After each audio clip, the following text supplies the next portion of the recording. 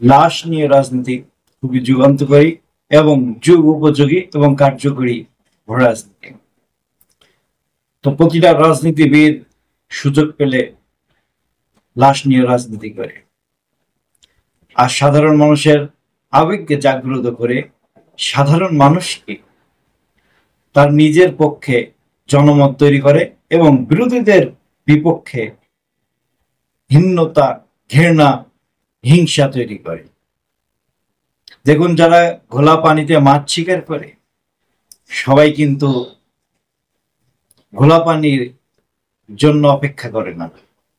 মানে যারা ঘোলা পানিতে মাছ শিকার করে তারা পানি কখন ঘোলা হবে এর জন্য অপেক্ষা করে না, বরং পানি যাতে ঘোলা হয় সেই ব্যবস্থা করে এবং প্রতিনিয়ত চেষ্টা করে পানি যাতে ঘোলা হয়। তাই ঘোলা পানিতে যাতে তারা মাছ শিকার করতে পারে, তারা মাছ শিকারের সকল প্রস্তুতি সম্পন্ন করে রাখে।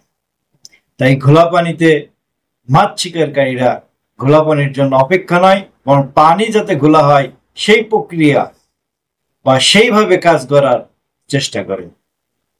তাই ঘোলা পানিতে মাছ শিকার বা পানি ঘোলাতে আমরা সাধারণ জনগণ যারা আছেন, জেনে বুঝে এবং ভেবে চিনতে আপনারা অগ্রসর হবেন, মত দেবেন এবং সেভাবে কার্যক্রম পরিচালনা করবেন। সবাইকে ধন্যবাদ।